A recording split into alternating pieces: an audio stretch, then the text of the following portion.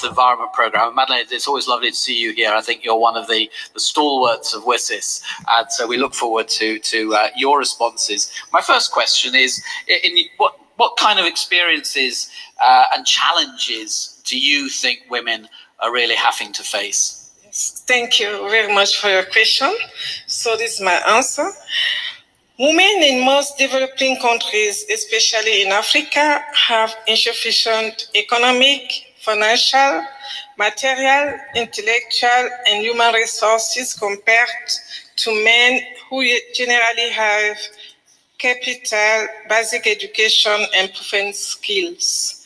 The women are facing many challenges, including polygamy, roots in traditional society.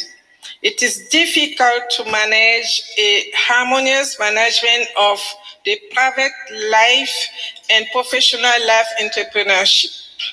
This freedom is to produce, to trade, and to consume and any goods without the use of any constraints is called economic freedom, as measured by the Index of Economic Freedom of the Heritage Foundation and the Wall Street Journal.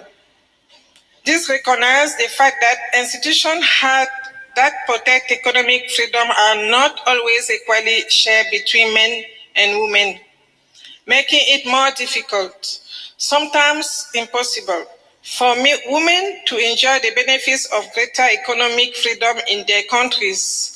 However, the index shows the significant positive effects that a free society can have on the lives of women, especially in undeveloped economies.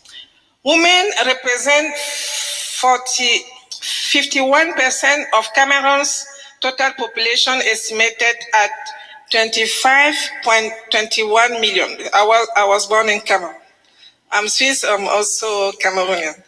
According to the World Bank, making Cameroon the 45th most populous country in the world and 17th in Africa.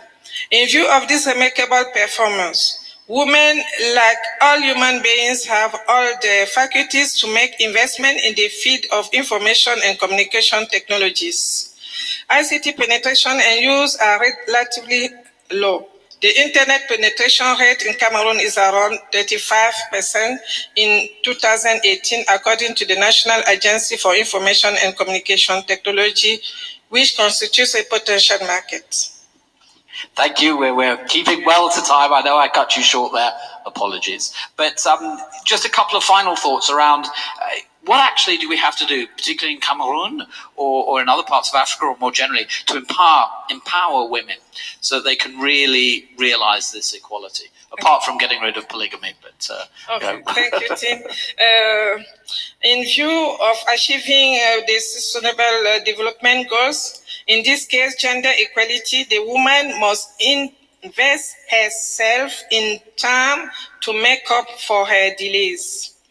This can only be achieved through the establishment of more efficient and transparent mechanisms for decision makers, the reduction of social divisions, the increase in productivity of many economic sectors, the growth of infrastructures, and especially the technological innovation. Therefore, there is a positive correlation between employment women to greater opportunity and economic development.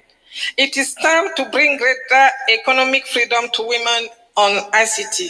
In conclusion, strengthening women's skills in the ICT sector is a wish to guarantee access to information for all and by all in this globalized world. Thank you very much. Merci beaucoup, and thank you very much indeed.